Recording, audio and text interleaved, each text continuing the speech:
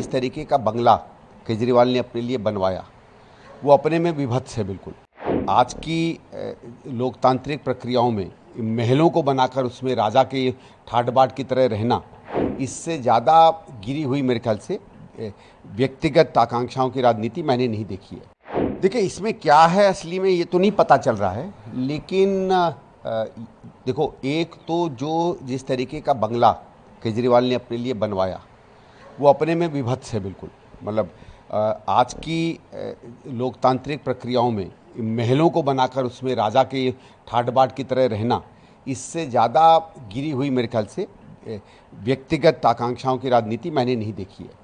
लेकिन ये मुख्यमंत्री निवास भी है, और मुख्यमंत्री निवास में जब आप एक पद से इस्तीफा देते हैं तो एक तरीका होता है, आप सरकार को उस बंगले की या उस घर की चाबियां देते हैं, विधिवत रूप से देते हैं, उसको पीडब्ल्यूडी या जो भी विभाग है वो लेता है, और उसके बाद सरकार जिसको आवंटन करना चाहे वो आवंटन करती है।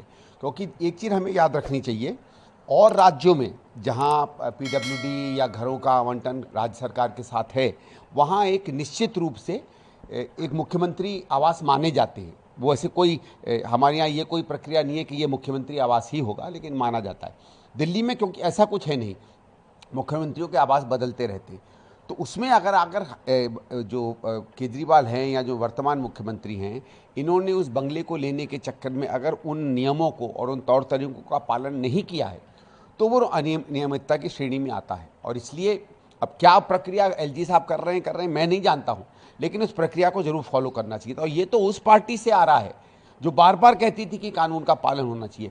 पर मैं एक और सवाल पूछता हूँ ना, केजरीवाल से या आतिशी से या औरों सबसे, भाई आप तो कहते थे कि सामान्य जीवन जीना चाहिए, किसी भी नेता को घर बंगले नहीं लेने चाहिए, बड़े बड़े मकान नहीं लेने चाहिए। तो आपको अगर 2 कमरे का भी मकान मिल जाए सरकार से तो आप तो उसको बहुत बड़ी चीज़ माननी चाहिए ना, क्योंकि आप तो सेवा करने आए हो, सत्ता का सुख भोगने थोड़ी आए हो। बड़े बड़े मैदान, बड़े बड़े कमरे, आलीशान इमारतें, शीशे के दरवाजे, बैठने के ऐसे सोफे जो मतलब केवल रईस भी उसके बारे में केवल सपने ले सके, 40-40, 50-50 air conditioner, centrally air condition कमरे, आदमी घुसे तो बत्ती जल जाए। ये तो एक समझ लीजिए, जब हम जेम्स बॉन्ड की पिक्चरें देखा करते थे तो हमारी एक ड्रीम में होते थे कि ऐसे घर होंगे। ऐसा बंगला मुख्यमंत्री ने बना लिया, और उसके लालच में कभी बीजेपी के पीछे पड़ रहे हैं, कभी एलजी के पीछे पड़ रहे हैं।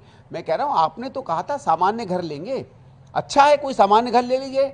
आपके सरकार में कोई डिप्टी सेक्रेटरी, कोई अंडर सेक्रेटरी होगा, बहुत छोटे छोटे 2-2, 3-3 कमरे के बंगले हैं, वो जाके ले लीजिए।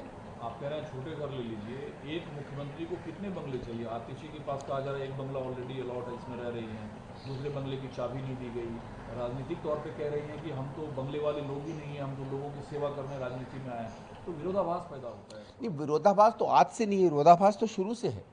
आप देखिए ना, जब शुरू में ये लोग आए थे तो एक बड़ा भारी नाटक किया और कहा कि हम फ्लैट लेंगे, वो भी 2-2 लिए, तो दिखाने को तो फ्लैट लिए, जगह तो भई आलीशान बड़ी ली।